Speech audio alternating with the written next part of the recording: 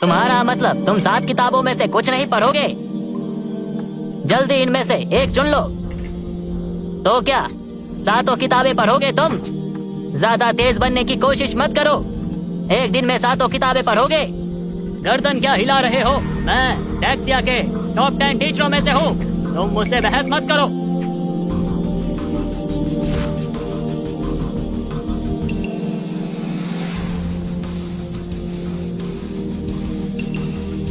कलम जो कागज चीर दे, ये तो सिर्फ 10 साल का है ना।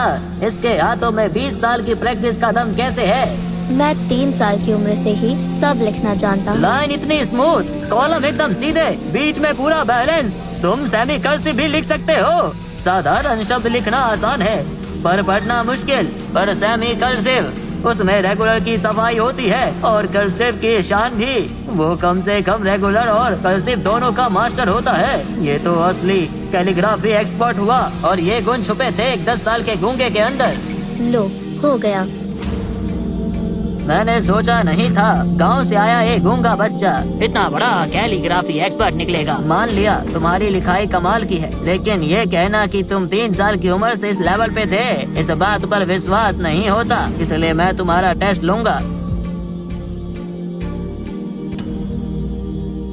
इस ड्रामा को फुल देखने के लिए मेरे पेज के फॉलो बटन के पास जो वॉच बटन है उसे क्लिक करके मेरे व्हाट्सएप चैनल में ज्वाइन हो जाओ, जहाँ पे ये ड्रामा आपको फ्री में देखने को मिलेगा। इतिहास में लीकुन ने चांदनी में धुन बजाई थी। उस धुन को सुनकर सभी दुश्मन भाग गए थे। 2 लाख वाली सेना की कहानी जानते हो? कौन सी डायनेस्टी का था वो और किसको हराया था? वेस्टर्न जिम, मियाचो सेना। ये बहुत मशहूर कहानी है। दुम दबाकर भागने वाला प्रसंग भी इसी पर है। और उसके साथ कौन था? जूदी। तुमने तो इतिहास की किताब रटी हुई है, तुम्हें तो सब याद है। राह पर चलने की इच्छा रखना, इसकी अगली लाइन। दया पर आसरा रखना। पहले काम करो फिर बोलना, ये किसने कहा था? सेब ज़ेगोंग ने। इसे तो सब पता है। जहाँ मौत का कोना हो वहीं से जीना शुरू करो। ये कहाँ से है? हान डायनेस्टी से आया है। जिंदगी और मौत। जिंदगी और मौत ऊपर वाले के हाथों में है। जिंदगी का मूल मंत्र क्या है? कर्म करो, फल की चिंता नहीं। नए साल पर किया जाने वाला पहला रिवाज कौन सा है? जीवन के सुख दुख के लिए भगवान को धन्यवाद करना। ये जिंग का कौन सा हेक्साग्राम है? श्यान, ज्ञान, हेक्साग्राम। ये सिर्फ इन 7 किताबों की बात नहीं है। तुम तो पहले ही एक महाज्ञानी बन चुके हो। मैं तुम्हारा गुरु बनने लायक ही नहीं हूँ। ज्ञान के मामले में तुम मुझसे बहुत आगे निकल चुके हो। तुमने कहा था ये सब तुमने 3 साल की उम्र में सीख लिया था। तुम तो मेरे टीचर बन सकते हो। 3 साल से मेरा मतलब इस जन्म से नहीं था। मेरा मतलब तो पिछले जन्म के 3 साल से था। मैं चलता हूँ। मैं कभी भी इतने छोटे उम्र के ज्ञानी से नहीं मिला था, पर आज मैं सब जान गया हूँ। कोडी स्मिथ, तुम्हारा नाम इतिहास में सुनहरे अक्षरों से लिखा जाएगा। कल की पार्टी में तुम्हारी ही चर्चा होगी। सुनहरे शब्दों में लिखा जाएगा क्या? कल की बर्थडे पार्टी में कोडी अपनी छुपी हुई प्रतिभा दिखाने वाला है।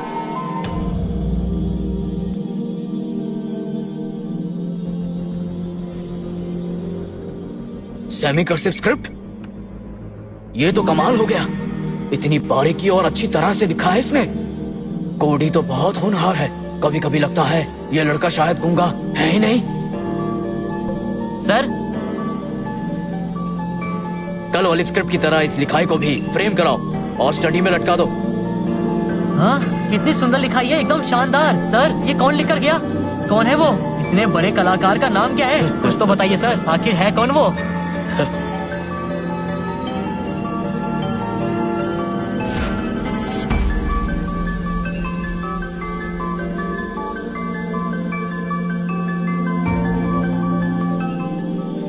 डैड, कोडी बहुत बदतमीज है। सुना है मिस्टर हॉल भी उससे परेशान होकर गए हैं। बिल्कुल, मिस्टर हॉल ने पढ़ाया ही नहीं। नौकर कह रहे थे कुछ देर कमरे में रहे, फिर सीधे निकल गए। डैड, शायद कोडी को कल ना ले जाना ही ठीक होगा। कहीं ये बच्चा हमारी बेइज्जती ना करवा मुझे दे। पता है क्या करना है, कल वो जरूर जाएगा। क्या है ये? हवा इतनी तेज क्यों चल रही है? सर, मैं खिड़की बंद कर देती हूँ।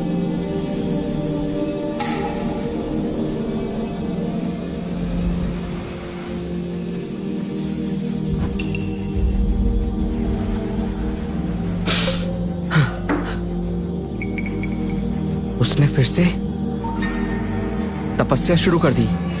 पता नहीं क्यों एक अजीब सा एहसास हो रहा है। मतलब? ऐसा लग रहा है जैसे मैं बहुत जल्द उस महागुरु से मिलने वाला हूँ। क्या? अगर ये उस गुरु से पहले मिलेगा तो मेरा क्या होगा?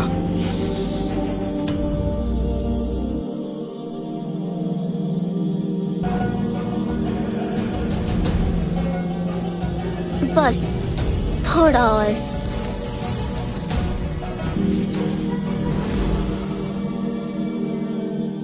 हो गया। मैंने कर दिखाया। 10 साल में मैं उच्च कोटि की ऊर्जा प्राप्त कर चुका हूँ। अब मुझे कोई नहीं हरा सकता, कोई भी नहीं। शक्ति दो मुझे।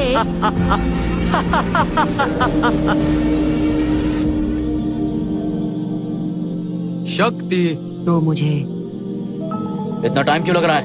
कहाँ है वो? दादाजी, मिस्टर थॉमस की बर्थडे पार्टी बहुत इम्पोर्टेंट है। हम कोडी के बिना भी जा सकते हैं। और क्या, वैसे भी उसे जानता ही कौन है। हमें चलना चाहिए। हाँ बिल्कुल, वैसे भी उस गूंगे के साथ जाएंगे तो पार्टी में आई बाकी फैमिलीज हमारा मजाक बनाएंगी। इसलिए मैं आपको पहले भी कह रहा था, उसे ले जाने में हमारी ही बेइज्जती होगी। आप मानते क्यों नहीं? कोडी जरूर जाएगा। दादाजी, कल रात कोडी ने जो टैलेंट दिखाया उसने मुझे भी हिला दिया। मैं कभी भी इतने छोटे उम्र के ज्ञानी से नहीं मिला, पर आज मैं सब जान गया हूँ। कोडी स्मिथ, तुम्हारा नाम इतिहास में सुनहरे शब्दों में लिखा मिस्टर जाएगा। हॉल भी हैरान रह गए थे। क्या पता उसका टैलेंट बर्थडे पार्टी में मिस्टर थॉमस को भी पसंद आ जाए। जल्दी करो छोटे मालिक, आप इतने धीरे क्यों चल रहे हो? जल्दी आओ बेटा।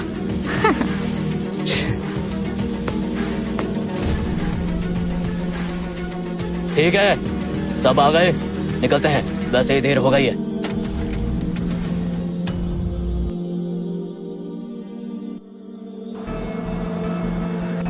पीटर, मिस्टर थॉमस की बर्थडे पार्टी में सारे बड़े स्कॉलर्स आएंगे। अपनी 10 साल की मेहनत सबको दिखा देना। मुझे भी आज का बेसब्री से इंतजार था। आज सब लोग वहाँ होंगे। मैं चाहती हूँ तुम वहाँ होने वाले कॉन्टेस्ट में सबसे अलग दिखो। और मिस्टर हॉल भी वहाँ होंगे। वो तुम्हारे टीचर रह चुके हैं तो तुम्हारी हेल्प जरूर करेंगे। और क्या, अपने स्टूडेंट का टैलेंट देखकर वो भी बाकियों की तरह हक्के बक्के रह जाएंगे।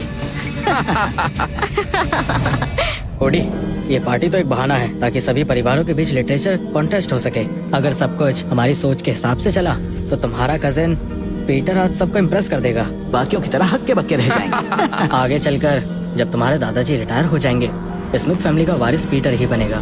लेकिन तुम स्मिथ फैमिली के बड़े बेटे के बेटे हो, इसलिए तुम्हारे चाचा और भाई तुम्हें खतरा मानते हैं। जब पीटर वारिस बन जाएगा, वो लोग तुम्हें फिर से घर से निकालना चाहेंगे। मैं ऐसा नहीं चाहता, इसलिए तुम मिस्टर थॉमस की नजर में आने की कोशिश करो। ये मुश्किल है, लेकिन मैं नहीं चाहता तुम्हें फिर से सड़कों पर भटकना पड़े। आज पीटर के पीछे चलना, बिल्कुल शांत रहकर। आज वो बड़े बड़े स्कॉलर्स से मिलेगा, शायद मिस्टर थॉमस भी मिले। अगर तुम उनके साथ चिपक कर रहो तो शायद तुम पर भी उनकी नजर पड़ जाए।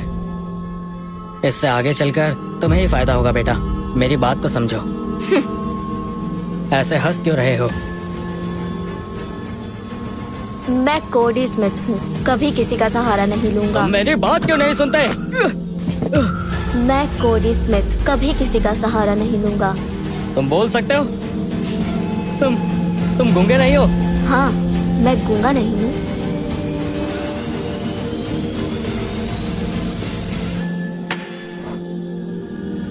तुम क्या करने वाले हो? बहुत जल्द तुम सबको पता चल जाएगा।